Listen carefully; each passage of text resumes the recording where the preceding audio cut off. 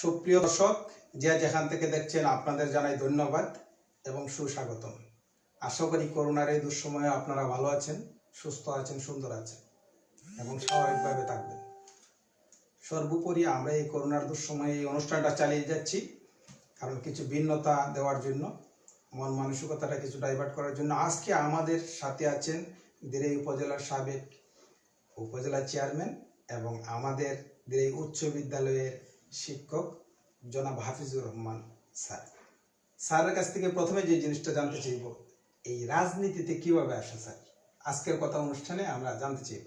প্রথমে আমি ধন্যবাদ জানাচ্ছি 71 টিভি কর্তৃপক্ষকে, শুভেচ্ছা জানাই দিরাই সর্বস্তরের মানুষকে। আসলে আমি একজন শিক্ষক ছিলাম, মনে প্রাণে একজন শিক্ষক। এইটাকে আমি পেশা এবং নেশা হিসেবে গ্রহণ করেছিলাম। বাবু সুরঞ্জিত সেনগুপ্ত আমাকে রাজনীতিতে নিয়ে আসেন। ওনার সাথে যখন উঠা বসা হতো, আমি প্রথম থেকেই কিন্তু আওয়ামী লীগ মনা ছিলাম। আওয়ামী লীগ ঘরানার একজন লোক, আমার বাবাও আওয়ামী লীগ করতেন। সেই হিসাবে ওনার সাথে আমার পরিচয়। উনি যখন বললেন যে তোমাকে দিয়ে আমি রাজনীতি করাবো, আমি ওনার কথায় রাজি হয়ে গেলাম এবং রাজনীতিতে চলে আসলাম। তারপরে তো অনেক চড়াই উতরাই অতিক্রম হয়েছে, আপনারা অনেকেই জানেন। আমাকে দিয়ে প্রথম পৌরসভা নির্বাচন করানো হয়।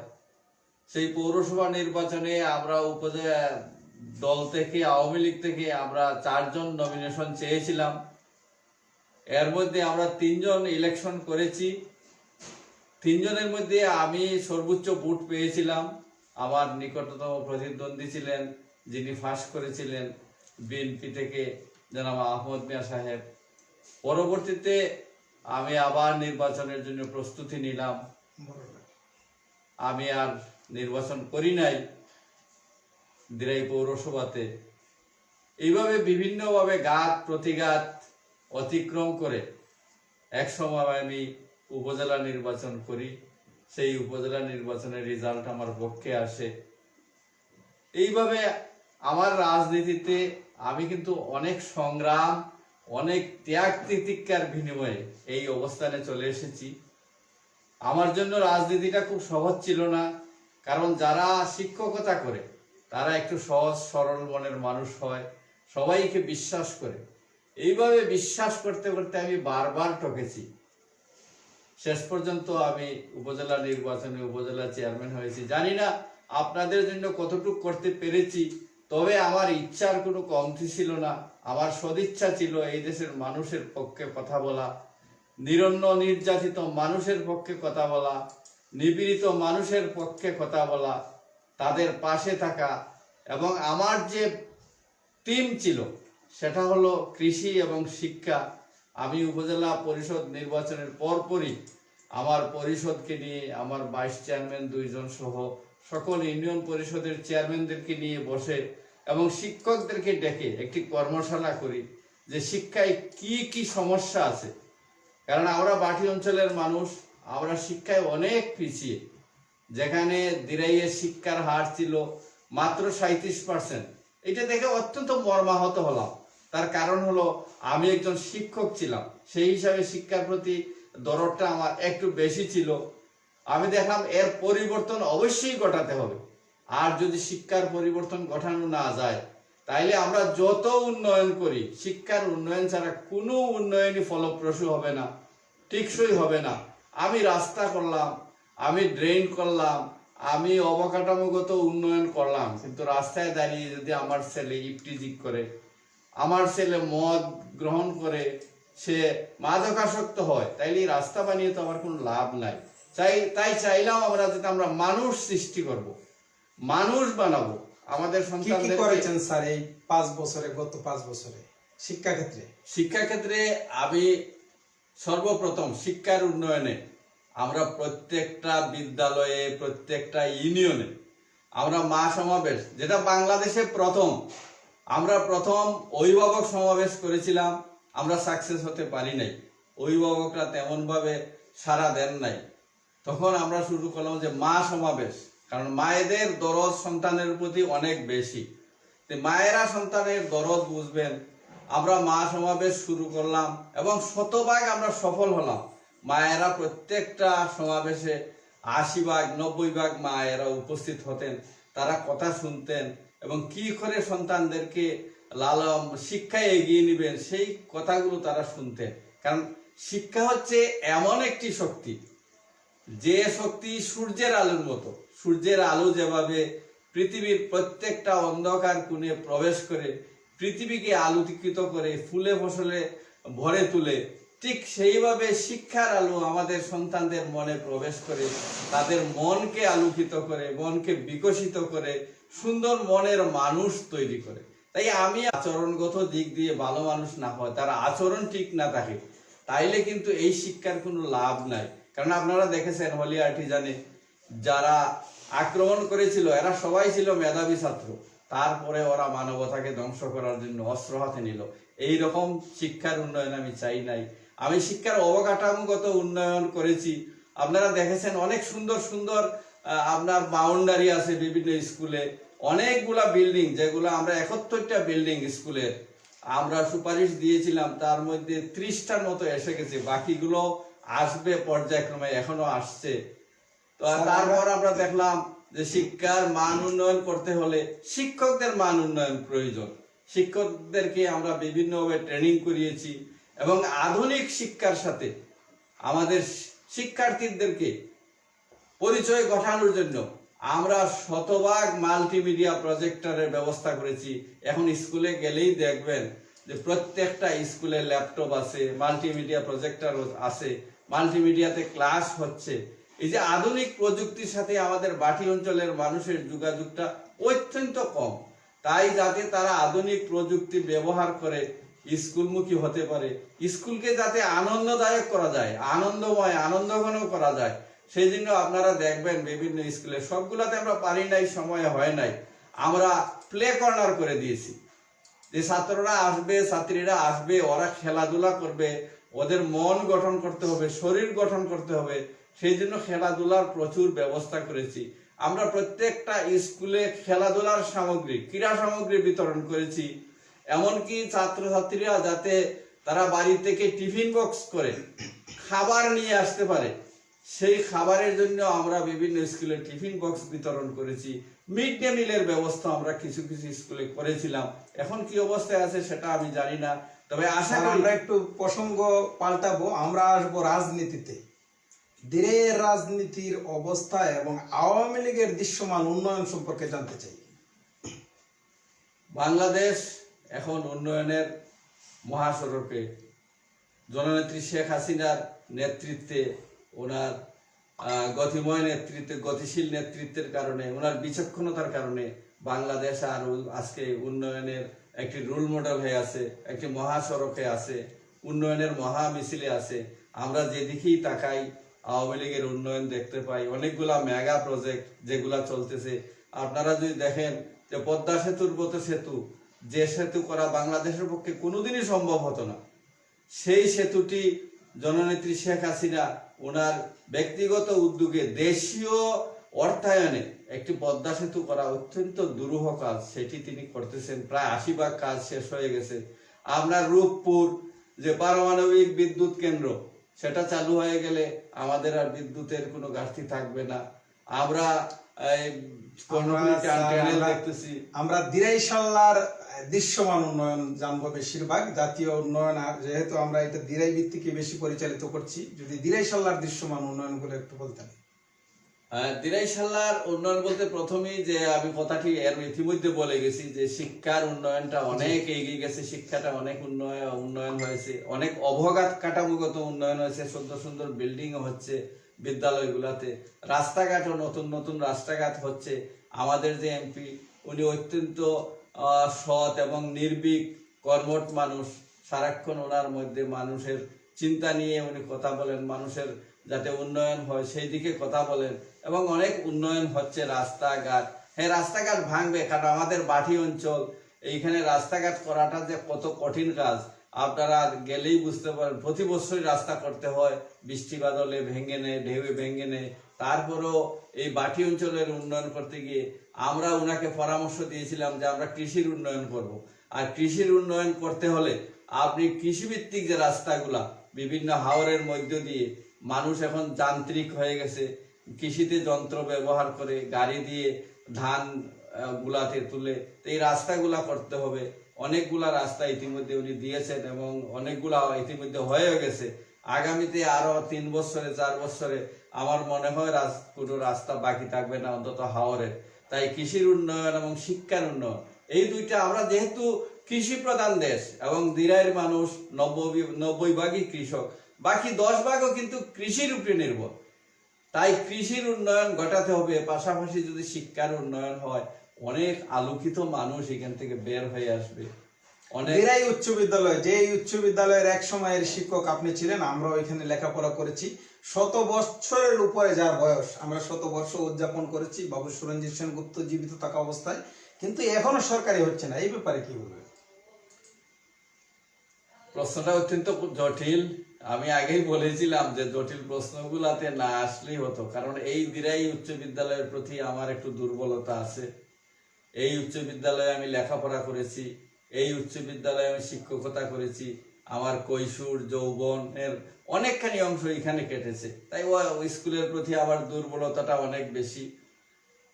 এবং যে 100বর্ষ উদযাপন অনুষ্ঠান হলো, আপনারা দেখেছেন কত জাঁকজমকপূর্ণ করে। ওইখানে আমি ছিলাম আহ্বায়ক, আলতাফ ভাই ছিলেন, আমরা দুইজনই আহ্বায়ক ছিলাম, কদ্দুস ভাইও ছিলেন, আমরা আহ্বায়ক ছিলাম। আমরা চেষ্টা করেছিলাম একটা সুন্দর অনুষ্ঠান উপহার দিব। আশা করি যতটুকু দিতে পেরেছি, আমরা অন্তত তৃপ্ত, একটি ভালো অনুষ্ঠান করতে পেরেছি। তো এই স্কুলের যেভাবে উন্নয়ন হওয়ার কথা ছিল, আমরা যে অবস্থায় রেখে এসেছিলাম, সেই অবস্থা থেকে স্কুলটা আরো নিচে নেমে গেছে। যেটা আশা করেছিলাম আমরা আরো ভালো রেজাল্ট হবে, শিক্ষার মান আরো বাড়বে, কিন্তু সেই রকম মান বাড়ে নাই। এইটাই হয়তো সরকারি না হওয়ার পিছনে একটি বড় কারণ। কেন আমাদের মান বাড়ে নাই? আজকে 23টি স্কুলের মধ্যে 23 নম্বরে দিরাই উচ্চ বিদ্যালয়, যে উচ্চ বিদ্যালয় একসময় মাথা উঁচু করে সগৌরবে দাঁড়িয়েছিল ধীরের বুকে, এবং সবাই এই স্কুল থেকে যারা আমরা পড়েছি, আপনারা যারা শিক্ষক ছিলেন, গর্বিত ছিলাম যে দিরাই উচ্চ বিদ্যালয়ের ছাত্র অথবা দিরাই উচ্চ বিদ্যালয়ের শিক্ষক। কিন্তু এই স্কুল আজকে 23 নম্বরে থাকার কারণ কি? রাজনীতি না আপনার এই যে লেখাপড়া? এইখানে শিক্ষকের মান নিয়েও অনেকটা কথা আছে। এখানে আমরা যখন ছিলাম, আমারও যারা শিক্ষক ছিলেন, আমি প্রথমেই স্মরণ করি আমাদের প্রয়াত শিক্ষক আব্দুল মতিন সর্দার। উনি একজন অভিজ্ঞ এবং মেধাবী শিক্ষক ছিলেন। আরেকজন শিক্ষক ছিলেন ধীরেন্দ্র কুমার দাস চৌধুরী। উনি তো ভালো মানের শিক্ষক ছিলেন, উনি বাংলা পড়াতেন এবং বাংলা যে একটা আনন্দের সাবজেক্ট, বাংলা যে একটা রসালো বিষয়, এটা ওনার কাছে পড়লেই বোঝা যেত। ধীরেন্দ্র স্যার ছিলেন অঙ্কের একেবারে ডক্টরেট, যিনি অঙ্ক করাতেন একেবারে পানির মতো সহজ করে।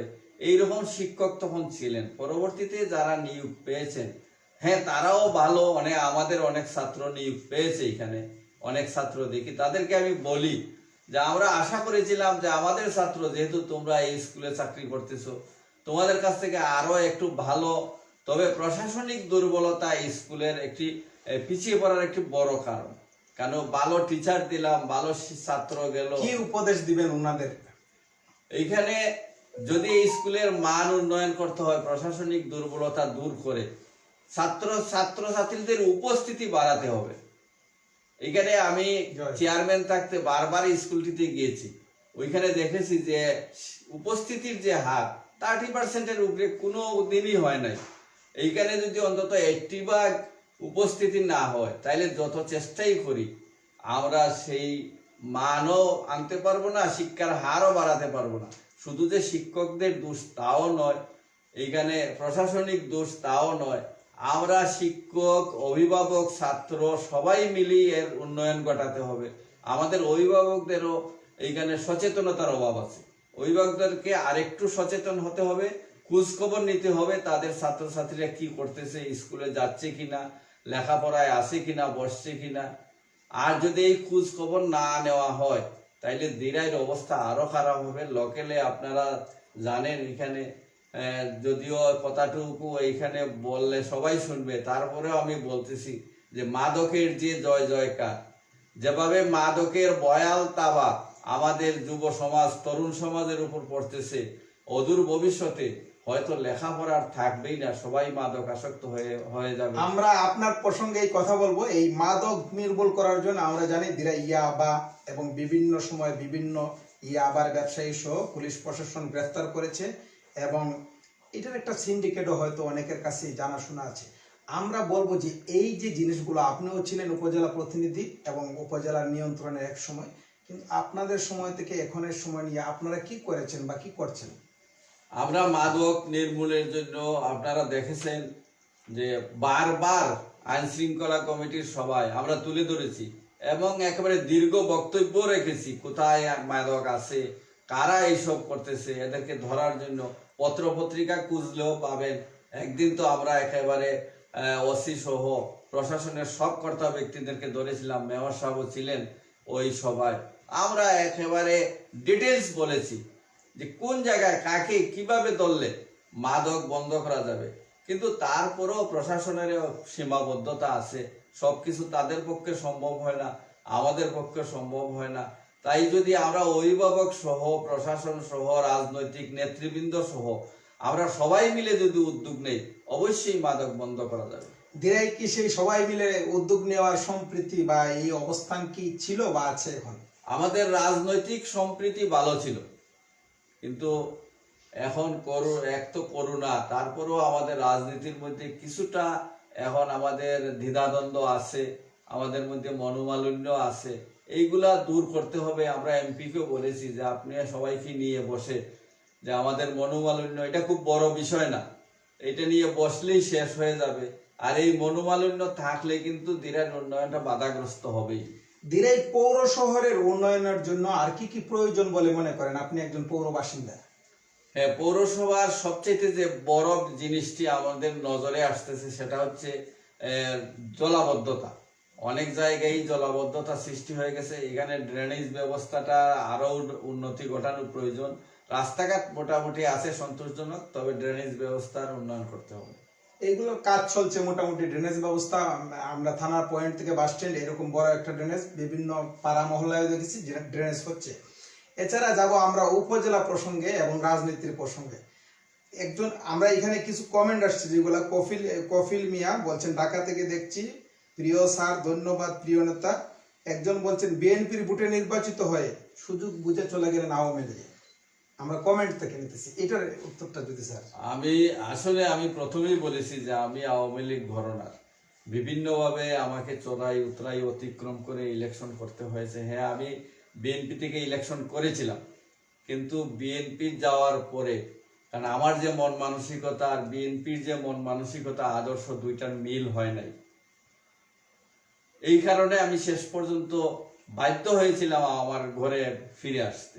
আমি স্যার এখানে আরেকটা প্রশ্ন করব, বিএনপির মন মানসিকতা না বিএনপির নেতৃত্বের মন মানসিকতা? হ্যাঁ, বিএনপির নেতৃত্বের মন মানসিকতা, দিরাইয়ের বিএনপির নেতৃত্বের মন মানসিকতা, কারণ ওরা পাল্টাতে পারে নাই। আপনার আরেকজন প্রশ্ন করেছেন যে আপনার টাকাকালীন সময়ে প্রাথমিক বিদ্যালয়ে অনেক সুযোগ সুবিধা পেয়েছে এবং খেলোয়াড়রা অনেক সুযোগ সুবিধা ভোগ করেছে। আপনি বিভিন্ন স্কুলে বিভিন্ন জায়গায় যারা খেলাধুলা করেছে তাদের জন্য আলাদা একটা বরাদ্দ রাখতেন। বর্তমানে আমি জানি না এটা এইরকম ভাবে আছে কিনা। সর্বশেষে দেশ বিদেশে যারা আছে এই করোনাকালীন সময়, এবং অনেকেই দেখছেন আমরা মোটামুটি 18 মিনিট 30 সেকেন্ড অতিবাহিত করছি, সবার উদ্দেশ্যে দিরাই সাল্লা সহ আপনার আত্মীয় স্বজন দেশ বিদেশের সবার উদ্দেশ্যে করোনা সহ এই দুঃসময়ে কি করণীয় এবং আপনার যা বলার মুক্ত মনে বলতে পারেন। এই করোনা শুধু বাংলাদেশ না, সারা বিশ্বের জন্য একটা মহামারী। এ থেকে পরিত্রাণ পেতে হলে আমাদের সচেতনতা ছাড়া আর কোনো দ্বিতীয় পথ নাই, কারণ করোনাকে জয় করতে হবে, তাহলে আমাদের উন্নয়ন বাধাগ্রস্ত হবে। আর উপজেলায় যে কথাটি আসছে যে উপজেলায় আমাদের 17টি ডিপার্টমেন্ট ছিল, 17টি ডিপার্টমেন্ট উপজেলা পরিষদে ন্যস্ত, এদের জন্য যে বরাদ্দ আসতো আলাদা পার্সেন্টেজ ছিল, এখনো এটা আছে। এই আইন আছে, আমরা শিক্ষা খাতে কত ব্যয় করতে হবে, সংস্কৃতিতে কত ব্যয় করতে হবে, ক্রীড়াতে কত ব্যয় করতে হবে, কৃষিতে কত ব্যয় করতে হবে। তবে আমি সংস্কৃতি এবং ক্রীড়ার যে বরাদ্দ ওইটা আমি অন্য কোনো খাতে নেই নাই। আমি 70% টাকাই আমি শিক্ষাতে নিয়ে এসেছিলাম। এবং আপনারা যারা দেশ বিদেশ থেকে এই অনুষ্ঠান দেখছেন, অনেকেই আমার ছাত্র আছেন, আমার অভিভাবক আছেন, আমার অনেক মুরব্বী আছেন, আমার সমবয়স্ক বন্ধু বান্ধব অনেকেই আছেন। সবার প্রতি আমার একটি অনুরোধ, যে যেখানে থাকেন, দেশে থাকেন, দেশের বাইরে থাকেন, অন্তত দিরাইয়ের উন্নয়নে আমরা সবাই মনোযোগী হই। আমরা এক মনে, একভাবে, এক আত্মা হয়ে কাজ করি এবং দিরাইকে একটি আদর্শ, একটি আলোকিত উপজেলা হিসেবে আমরা গড়ে তুলি। তাইলে আমরা সবাই একদিন চলে যাব, কিন্তু আমরা সবাই চাই ইতিহাস হয়ে থাকতে, আমরা অমর হয়ে থাকতে। সেই অমর হওয়ার জন্য কিছু কাজ যদি করে যাই, তাইলে আমরা অমর হয়ে থাকবো। আসুন আমরা সবাই মিলে দিরাইয়ের উন্নয়নে প্রচেষ্টা চালাই। সুপ্রিয় দর্শক, আমরা অনুষ্ঠানের শেষ প্রান্তে চলে এসেছি। আমরা আমাদের সদ্য স্যার এবং সাবেক উপজেলা চেয়ারম্যান হাফিজুর রহমান স্যারের মাধ্যমে যে জিনিসটা জানলাম, যে দিরাইয়ের সমস্যাগুলোর মধ্যে অন্যতম হলো যে মাদক। আমরা চাই না, আসলে বলতেও লজ্জা লাগে যে একটা উপজেলা এবং পৌর শহরে যদি মাদক বা টোটাল উপজেলাটাই আমরা মাদক মুক্ত চাইলেই করতে পারি। কঠোর অবস্থানে প্রশাসন আছে, জননেত্রী শেখ হাসিনা সরকার এই দিকে জিরো টলারেন্সে অবস্থান করছেন। সেই জন্য আমি বলবো যে যারা ঊর্ধ্বতন কর্তৃপক্ষ আছেন তাদের নজরে যদি এই ভিডিওটা আসে, আপনারা দিনের ব্যাপারে অবশ্যই অবশ্যই যত্নশীল হবেন, আরও যত্নশীল হবেন। আপনারা জানি আমরা যত্নশীল আছেন, আরও যত্নশীল হবেন। এবং আমরা পরিশেষে বলতে চাই যে এই দিরাইয়ের উন্নয়নের জন্য, পৌরসভার উন্নয়নের জন্য, সর্বোপরি দিরাই শালার উন্নয়নের জন্য আমাদেরকে একতা এবং ঐক্যবদ্ধ প্রচেষ্টার মাধ্যমে উন্নয়ন সম্ভব।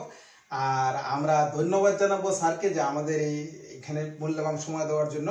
এবং আমরা ব্যক্তিগতভাবে ওনার কাছ থেকে বিভিন্ন পরামর্শ এবং সহযোগিতা পাওয়ার আশা করবো। স্যার যদি বলতেন কিছু। না, অবশ্যই আমি যদিও ক্ষমতায় নাই বা চেয়ারম্যান নাই, তারপরেও আমি তো এই দিরাইয়েরই বাসিন্দা। আমার পক্ষ থেকে যতটুকু প্রয়োজন সাহায্য সহযোগিতা আমি চেষ্টা করব। যে সময় আমাকে ডাকা হবে আমি আসবো, না ডাকলেও আসবো। সবাই ভালো থাকুন। ধন্যবাদ। আসসালাম।